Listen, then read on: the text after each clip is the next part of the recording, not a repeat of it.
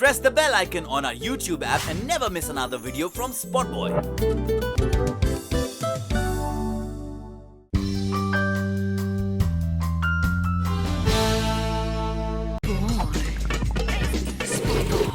This man needs no introduction. No words will suffice enough to praise him. We are in conversation with the mega star, the mega celebrity, Amitabh Bachchan. Thank you, sir. Thank you for being on SpotboyE. Thank you so much for having me. Sir, first and foremost, let me congratulate you for SpotboyE Salam. Thank you so much. Yeah. Best actor, male, critics for Pink. Right. It was a wonderful film to watch. I have seen it twice. Right. And you were absolutely wonderful in it. Thank you so much. May I first compliment you on this concept of an award ceremony to be conducted in the manner that you are conducting it, to not have an actual event, but to confer the award and to talk to the artists through the medium of television, through the medium of digital and internet. I think it's something unique. I think it's something that's first out of the block, at least for me, and I wish to compliment you. Thank you, sir. Yeah. So we'll start with Pink, which I repeat I have seen twice, and I was in conversation with Shujit Sirkar, and he started to tell me that when he came to you with a subject, you gave him the dates almost instantly, and in fact he came running back and said, let's wait for a while. Yeah. So what was that, sir, that Well, I think the issue that Pink addressed was very, very valuable, very pertinent, and something that was that has plagued our world, our country, and many parts of the world as well. And I felt that sooner we did it, the better, because every other day we are reading some atrocious incidents that are happening to women all over the world. I was very keen on the subject, and therefore I felt it is something very pertinent and very immediate, and the sooner we went on to it, the better. And because the issue was so strong, that's how I felt that it's something that needs to go out to the public, not so much as a film, perhaps, but the content that was going to be introduced in the film was very essential for society, and the sooner it got out, the better. So you went about it. Your character had a lot of intrigue, in the film. First half में आप बहुत observant हैं, quiet हैं, and then suddenly you come out to help the girls. So that was quite drastic. And how did you go about the two parts of it? And ये जो किरदार है अब इसी तरह इसको डिज़ाइन किया गया था जी पता नहीं लोगों ने इसको गौर से देखा या नहीं, लेकिन ये कैरेक्टर बाइपोलर है. काफ़ी कुछ हमने इस स्थिति में, बाइपोलर स्थिति में भी उसकी हमने शूटिंग की थी, लेकिन जब फाइनल एडिटिंग में शुजीत ने देखा उसे, तो उसको लगा कि शायद हम जो मेन इशू है उससे हम लोग दूर हट रहे हैं, और क्यों जाएं हम लोग बाइपोलर में. जो विषय है वो है नारियों के ऊपर जो अत्याचार हो रहा है उसको लेकर के जी, और इसलिए उन्होंने उसको बहुत कम कर दिया. But he is a character that is suffering from this bipolar disease. He's a retired lawyer, and that came very briefly. I don't know if you were able to observe it. When the girls want to employ a lawyer, they go on the net, and on the net it's shown that he's either mentally disturbed or is a diseased lawyer, and he's left his work, and they're hesitant to go to him because they know that he's someone that is not at the prime of his legal profession. So the hesitancy that you notice in the beginning is because of his bipolar activity, the condition that he's in. But it also lent an element of surprise and intrigue as far as the screenplay was concerned. And then because he's observed these ladies that live across his apartment, he gets interested and decides to help them. What was interesting also were especially the court scenes where you don't go overboard and you keep it mellowed down, the whole thing. Was that a conscious decision by the director? Or? Yeah, Shujit wanted it to be like that. I think traditionally most court scenes in Indian cinema have been very vociferous and loud, and some years ago, I did a film called Shahanshah, and there was a courtroom scene in that film which was the climax. And I discussed with Tinu Anand, the director, that most courtroom scenes are very vociferous, very loud, very verbose, and there's a lot of lines that I have to say in the film. Can I just talk normally? So he said, okay. So I did it, and there was silence on set. And when it was over, Tinu said, I don't think it's working, so would you like to, do it the way I want you to do it? So we went overboard, really shouted. Most courtroom scenes are like, sir, अगर आप किसी भी courtroom scene को नज़दीकी से गौर से देखेंगे या सुनेंगे, तो आपको समझ में नहीं आएगा कि कौन क्या बोल रहा है, लेकिन अंत में ताली ज़रूर बज जाती है, क्योंकि बहुत ज़ोर से बोला और बहुत तीव्र तरीके से बोला वो. और जब ये हमने दूसरी तरीके से किया तो उस समय जो जूनियर आर्टिस्ट वगैरह बैठे थे उनकी ताली बज गई. उन्होंने कहा सर ये करेक्ट है. सो having been exposed to this kind of trend or whatever behavior in courts, Sujit felt that why can't we just keep it very normal, and therefore we kept it normal. Also the fact that because he's bipolar, he's forgetful, he's unsure of what he's doing. He's coming back to court as a lawyer after a certain period of time, where he may have gone beyond a certain state in his disease. So that's why there were really two distinct behaviors of him in court. One was the initial stages when he was unsure, fumbling, and not knowing what he was saying, and then suddenly when he gains his strength and confidence, he's become more strong, and that's how you saw the courtroom scenes. So yes, the courtroom scenes were deliberately designed by Shujit to be conducted in this manner. And even the settings were done most unlike most other courtrooms that you see in Indian cinema. They were very real, they were very realistic. The way the procedures were conducted, the furniture, the courtroom, the design, the filing, everything was very natural. Were you comfortable saying all the lines which you said in court? Yes. Every line that I have spoken in the film Pink, if I was to say this and express it in real life, I would do it exactly the same way. So sir, having done Pink, and you see, as a senior actor, when you see in our society, how do you see our society today? Are girls still judged when they go out with guys just for a drink or maybe just for a... Yeah, I just told you that. Everything that I've spoken in the film, I actually believe that in my own life. And I would stand by it. Everything that I spoke as a dialogue, I actually believe in that. So that would answer your question. So coming to the experience of the Rashtrapati Bhavan, the screening of Pink. Yes. How was it, sir? Yeah, the president is open to seeing films and cinema, and this is not the first occasion. There have been several other occasions. I showed him Bhootnath Returns, I showed him Piku and Pink, but he sees many other films, and I think that it's always a wonderful experience when the constitutional head of the largest democracy of the world wants to sit with you and watch a film. It's always very encouraging.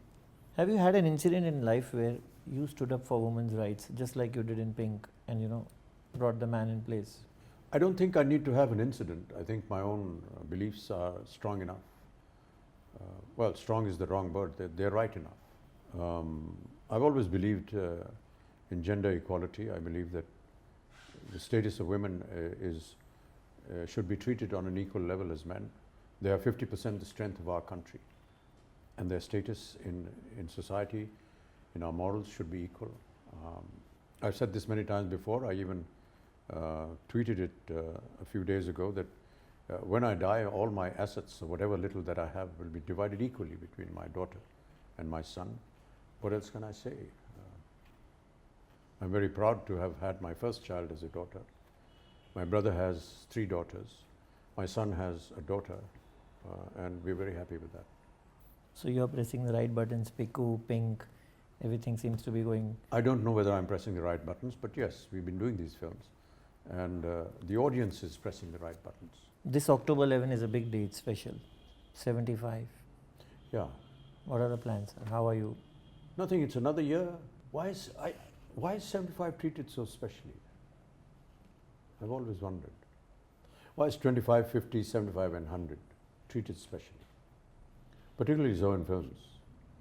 25 हफ्ते film चली sir, 50 हफ्ते film चली, 75 हफ्ते चली, 100 हफ्ते चली, 2 साल चली, 5, ये it's fine, it's great, but why 25, 50 and 75?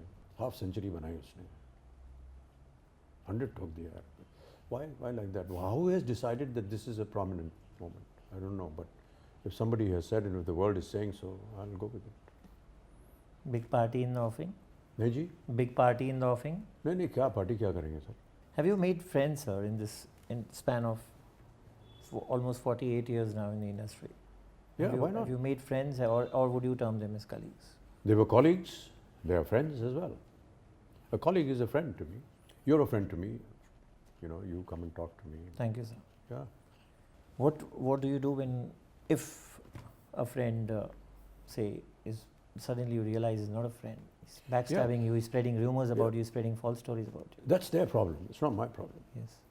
But you don't come to react, you don't come to clarify, nothing. Why should I? So, sir, tell me, Bharat Matrimony, it's a website which conducted a survey that when they asked the ladies around that, who is the most perfect man you would like to marry? Right. And in that survey, your name has come number 1. Really? Yes.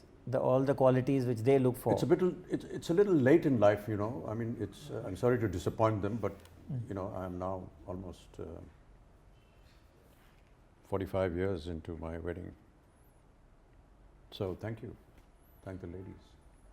What are the qualities you think they must have seen? That you'll have to ask them. I don't know what and why they voted for me. Let's start with punctuality. I think that's one.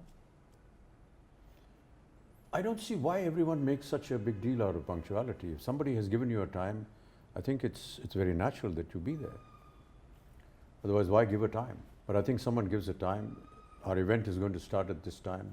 Your shooting starts at this time. The shift starts at this time. You gave a timing of 6 o'clock today. I sent a message knowing that I was going to be delayed. Yeah. That, you know, I'm getting delayed. I'll be there by 6:30. I think it's only very normal to be able to do that. Why is it such a big question? Why is punctuality such a big question? I think because majority of us are unlike you. That's your problem. I don't seem to have that problem. But I think it comes out of discipline. I think discipline is one area that I've always felt very strongly about. Discipline and civic sense, which needs to be inculcated in us as countrymen, as Indians. And that's one of the reasons I admire the armed forces, because I feel that they are the epitome of discipline. And if we could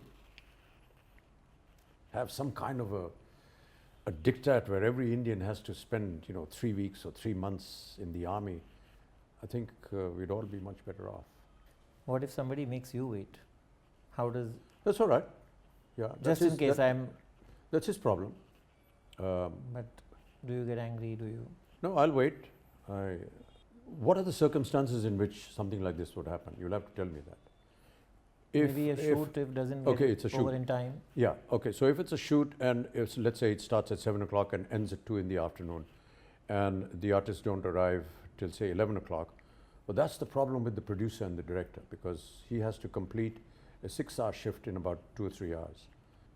I would cooperate, but I would have to leave at 2 o'clock because I don't want to be late for my second shift, which starts at 2 o'clock. And if there is a genuine problem with the person who has come late and he explains himself, I would understand that and say, fine, we'll maybe work a little longer to accommodate the late coming.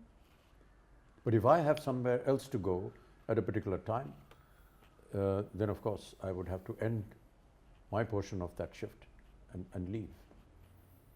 Many more qualities apart from punctuality, your body language, your way of talking, your way of walking, everything seems to be so appealing. I would say they have also looked at those qualities. What kind of an interview is this? I'm getting very embarrassed with all this. No, I mean, I just am a normal human being. I talk, I walk the way, I've been perhaps nature has told me to, and that's it. There's nothing very special about it. When you are all the time, acting, emoting, and plus being, in front of the camera, do you forget sometimes, or does the real Amitabh Bachchan does not come out at times?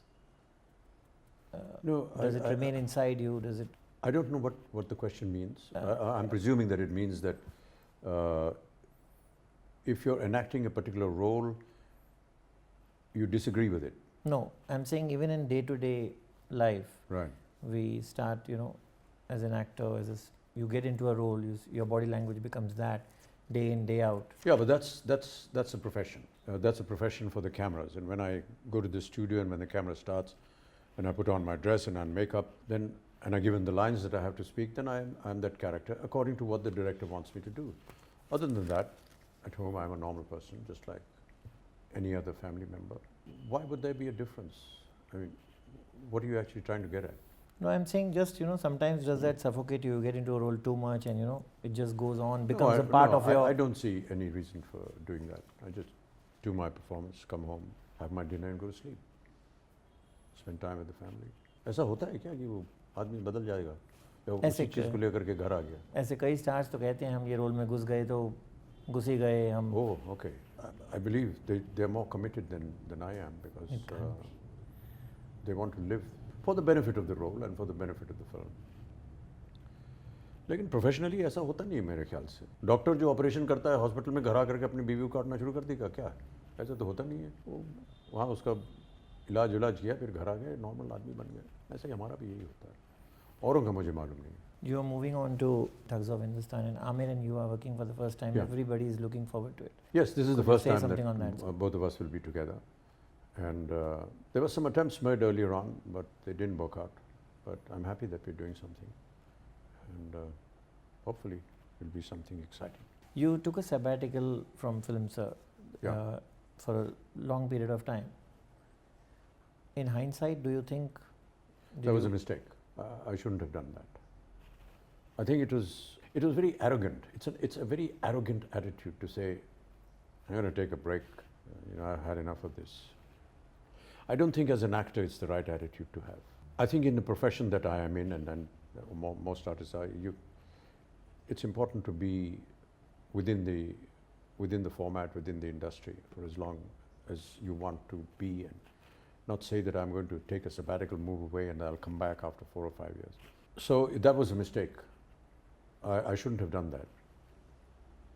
But it's a learning, and I just feel that actors will diminish, or their value or their presence will be negated in this industry once the people push them away.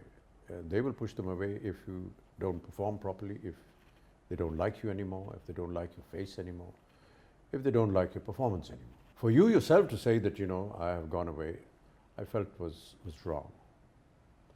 And a lot of water flows by under the bridge while you're away. And when you come back, you assume that things would be exactly the same the day you left it. That doesn't happen. It's a huge come down. It's a defeat. You're not the same person anymore. Whether it's your cinema, your popularity, your standing, everything is diminished, and that is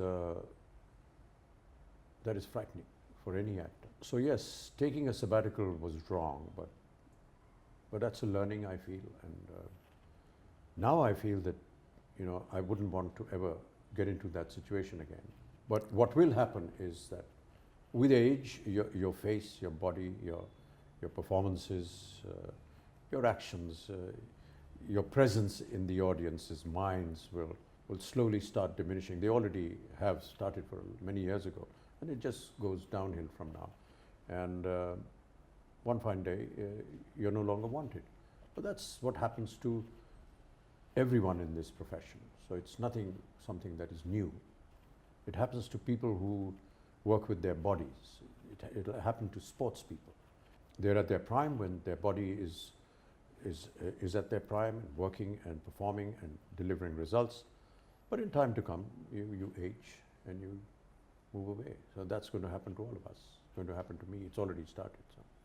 What was that flashpoint which made you think that, okay, now I've had enough, I'll take a sabbatical? It's not that I had enough. It's just that I was advised that, you don't need to worry about your future. So you might as well, go off on a holiday. I took that advice wrongly. Not worrying about the future was wrong, I think. And the belief that you'll be able to come back whenever you want to and still be riding that horse was wrong. It doesn't happen like that. I mean, you said it is tough to come back. When you come back, the things are not same. Yeah. How did you really champion the comeback? I didn't champion anything. I started something else. When I was, took this break, I was doing other kinds of things. I was doing satellite television. When I came back, I wanted to start a corporation because I spent some time in the United States of America, and the people there were very keen on India. And some of the people advised that, the Americans are going to move into India, and I'm talking about 1993, and how predictive that was, because now they're all over the place here. And they said, you need to get your house in order. So I felt forming a corporation, forming a body which would be professionally run in a corporate manner, unlike what was happening in the film industry where everything was looked upon as a mom and pop operation. That would be something nice. So we did that, and that didn't work because I was not qualified. I was not knowledgeable enough on how to run a business, and corporatization was laughed upon at the time it was done. The belief in people was obviously not there, and whatever we took, unfortunately, didn't work, and we went into huge amount of debts, personal debts, and they were extremely large, and there were almost 90 to 100 legal cases against me personally. And so in order to get out of that, I needed to earn some money. And so I had no films, I had no money, I had gone bankrupt.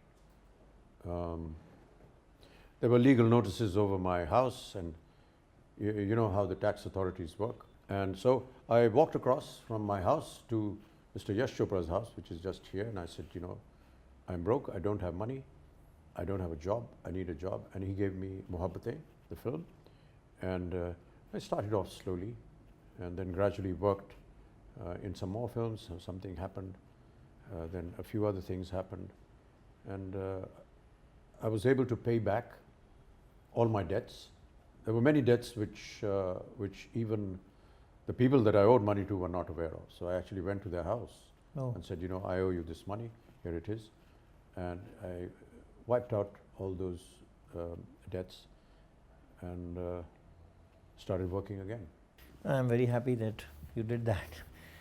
But tell me, sir, politics also you have mentioned earlier that you was a mistake, like you just said, for your corporate body. Yeah. How do you avoid the temptation now? You must be getting even calls, the offers that आप ये party join करो. I'm not qualified to be I don't know politics. I'm not qualified for it. So I stepped back from it, never to get back there again. What's your equation with the media now? Because it's very interesting to know that. Just like anybody else. Somebody asks me for an interview, I go for an interview. Why do you ask that question? I am asking because I'm just going to that sabbatical you had with the media also, like you had with the films. Yes, there was a period. That was a belief in the media that I was responsible for the banning of media during the emergency, and I had nothing to do with it. But they felt that I was responsible for certain restrictions over the media or banning it during the emergency, even in the film industry. And so the media decided to ban me.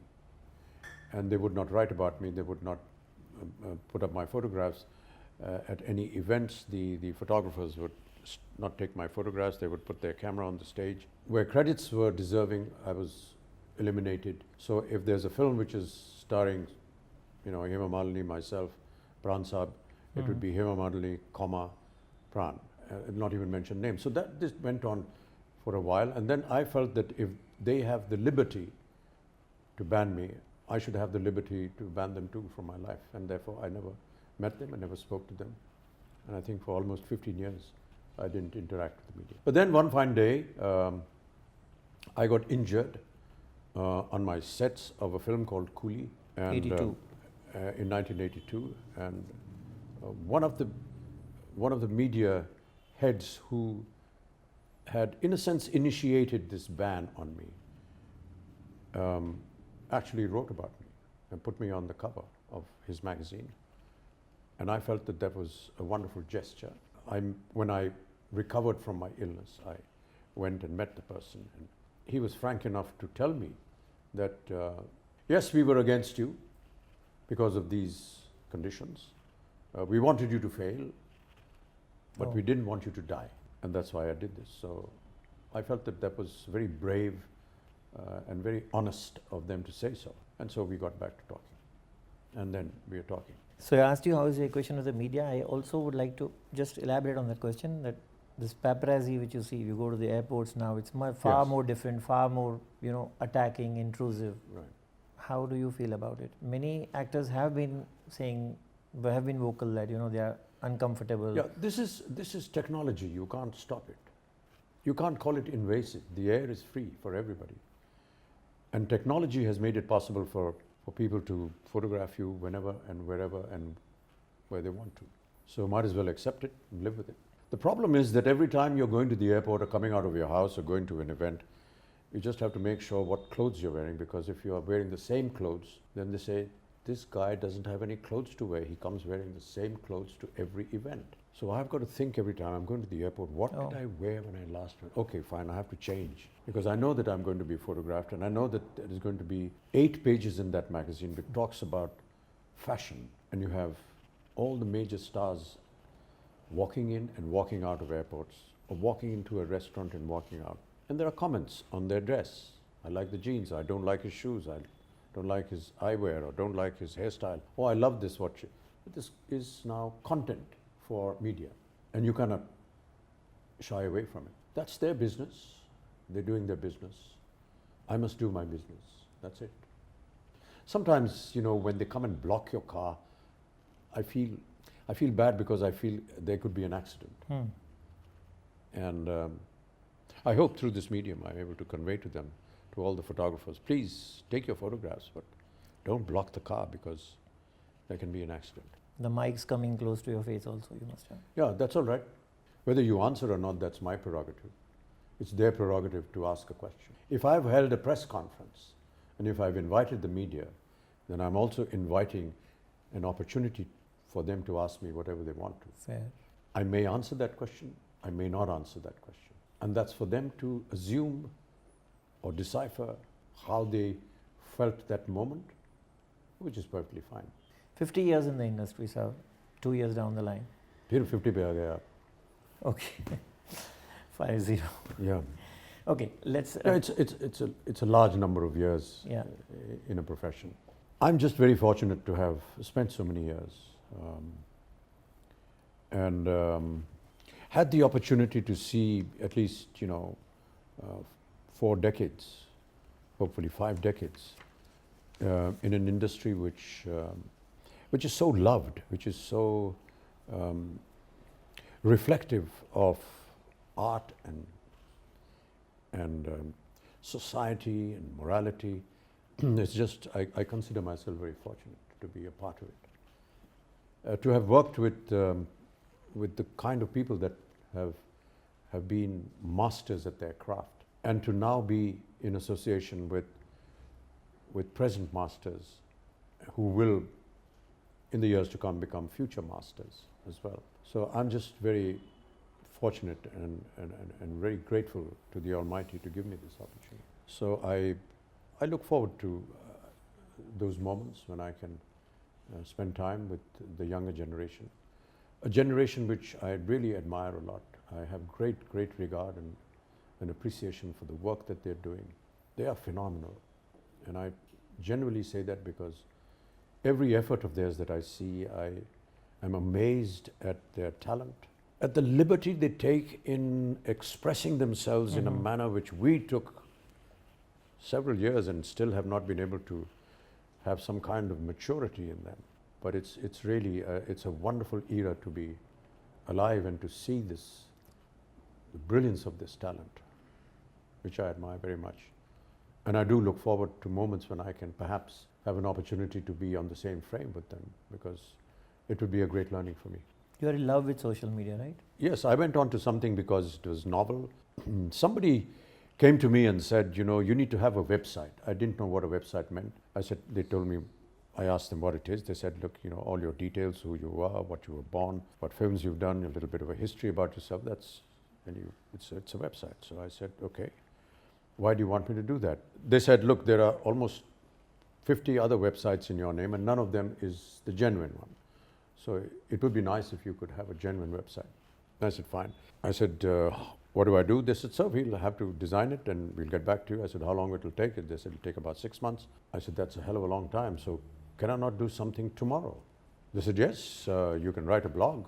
I said, what is a blog? They said, you know, we'll tell you a site. You go there, you write, and you press a button, and it goes out to the world.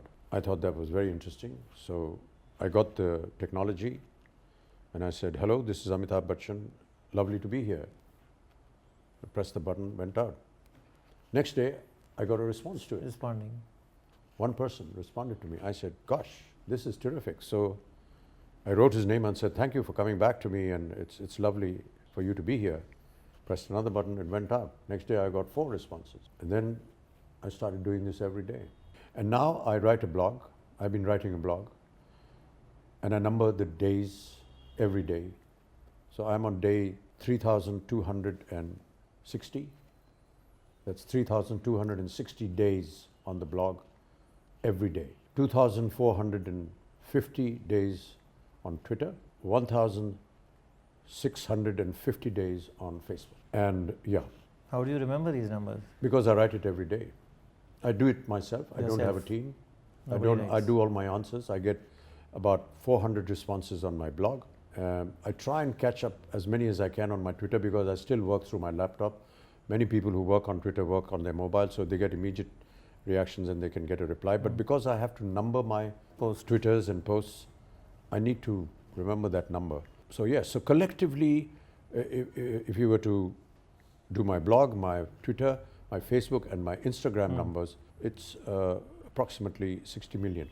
It's about 8 or 9 million on the blog, 25.2 million on Twitter, 24 odd million on Facebook, and 2.8 million on Instagram. So collectively it's about 60 million. It's a fortune for me. It's a fortune because on the blog, when I started getting these responses, for some reason which I cannot explain, I just told the people that were coming onto the blog, you are my extended family. And I gave them a little title. I said, you are my EF. Mm-hmm. And now that EF has become truly a wonderful family of almost 400 or 500 people. And they write every day. And I designed my blog in a manner where I write, and then there is a section where I can get my responses, and those responses come with their name and their photograph. And then I designed where I can respond to a response. So if they respond to me, I can actually go back to them, and not write the blog, but respond to their response individually. Yeah. Which I do as much as I can. And this has now become a wonderful, truly a wonderful family, because when I started, none of these people that came onto the 400 of them that came on knew each other. They were just admirers or well-wishers of mine and my films. But now they know each other because they keep coming regularly. They are from different parts of the world. They are from South Africa, from Australia, from Fiji, from Japan, from China, from Europe, from Russia, from America, from Africa. And when I travel overseas, or if I happen to be in that particular city, the EF knows that I'm there, and they come and they meet me, and I meet them. and I spend time with them. When they travel to India, they come in groups, and they are in touch with the EF of Mumbai, so they will inform them. They actually come and live together. The EF of Mumbai hosts the EF that comes from, say, America or Europe, and they all move around together. The Indian EF will show the country around to the rest of the foreigners. They come and meet me. I spend time with them. Terrific. So much of involvement. And apart from that, there is a vast amount of knowledge that some of them possess. So they will assess a film, they will assess a situation, and they will comment upon it. And I can tell you that it's the finest form of literature that I get to read. And some of the comments that they make on not just my films, but any film or any situation, it could be moral, social, political, is just absolutely amazing. And a lot of it I actually copy and put out again on my Twitter, and it's wonderful to be in touch with them, and that's what the social media is.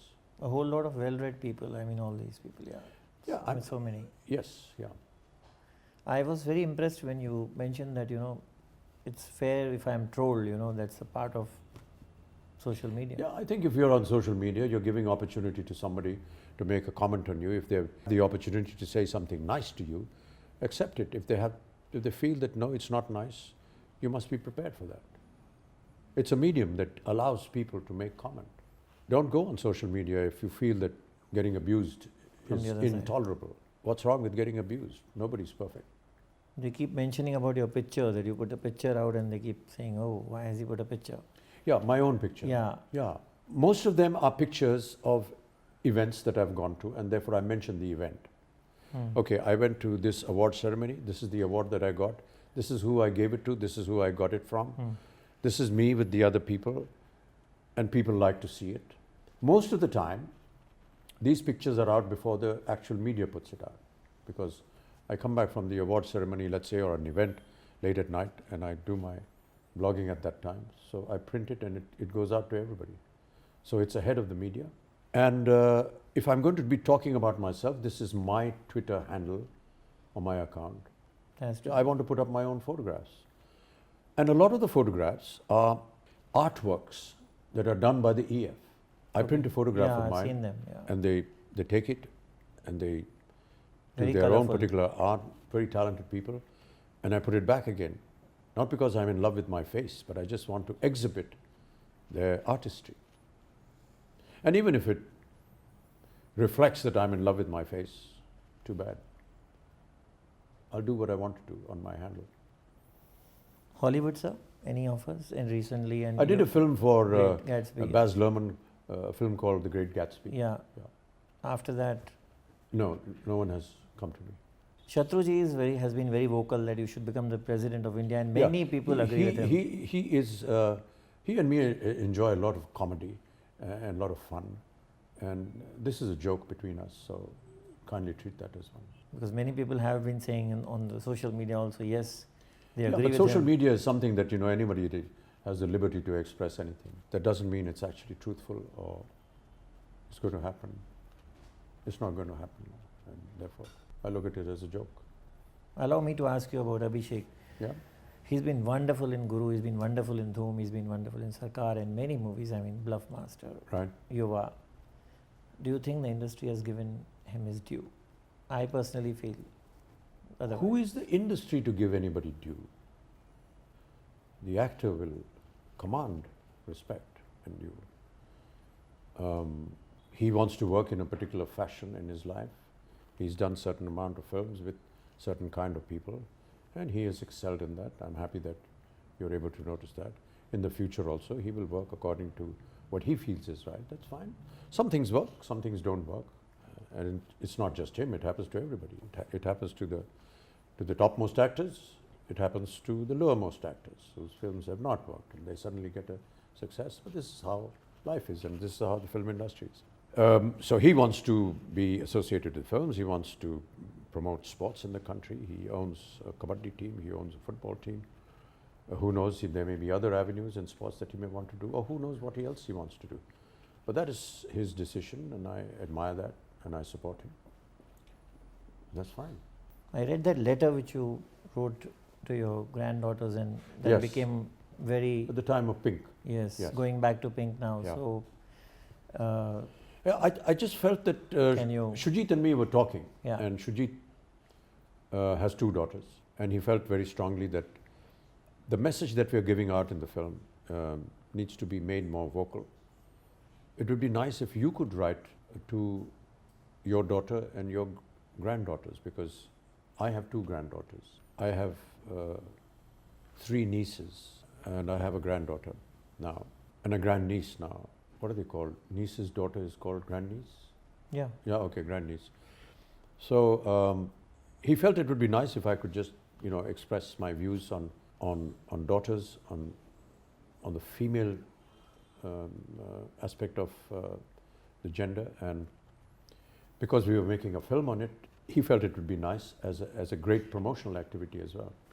So I wrote this, I spoke it out, and I put it out, and I thought it worked quite well. Because we talk about it, personally, within closed doors, about how India or anywhere else, when a girl is born, what goes through, and what happens when a boy is born. And therefore, I felt that it is something that needs to be spoken about. Also, a few months before that, I was doing a TV program where we were acknowledging and honoring people who had done great social work, or great moral work, and were practically unknown in society. During that time, we honored a gentleman who came from a very, very poor background. If I'm not wrong, his father was a laborer. And by laborer, I mean somebody that carries these bags of cement from a truck to a site, that kind of labor. His son said, I want to be a doctor. So the father and his community laughed at him and said, यार तुम ये बोझ ढोने के लिए पैदा हुए हो, ये बोझा दो और कुछ सोचो मत तुम. But he insisted, and through the efforts of his father, who was still picking up all these almost menial jobs, spent his money in educating him. He became a doctor, and he became a doctor, a gynecologist, and he opened his own infirmary. And he discovered that every time a girl was born, the expressions of the parents and the people was rather morose and dull. Yet when a boy was born, there was great jubilation, and there was mithai bato, phool lao, ye karo, wo karo. So he decided that every time he would do a delivery of a girl, he would do it free of cost. okay, And he would celebrate that occasion within the hospital. He would distribute sweets and flowers to everyone, and it changed the whole scenario. And I thought that was an amazing aspect. And then he not only did that individually, he contacted many other of his doctor friends in all over the country, and almost now 1,000 hospitals are following this practice. And they were very distressing news that he gave.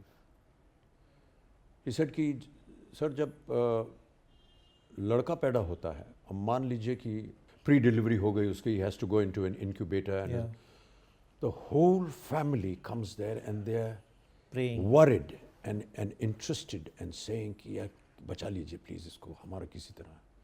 Yet if it's a little girl that is born and is in an incubator, nobody takes interest. No family member comes to ask how that girl is doing. And that was disgusting to hear Really? from this man. And those were some of the elements that went in through the minds of Shujit and me and Yeah, everyone. they're really disturbing. Very disturbing elements. So at that point of time, to write that kind of letter to all the daughters of the world and was just wonderful. And it was heartening to see, because the day I put it out on social media, the first call that I got was from my granddaughter. She was studying in New York and said, Nana, I just read your letter, and I want to tell you, I'm very proud of you, and I'll be exactly the same way that you want me Wow. to be in your letter. And that was very encouraging. What would you like them to become? I mean, any personal. that's of their- course, there it is, but anything. That's their personal choice. Yeah. If they want to enter movies.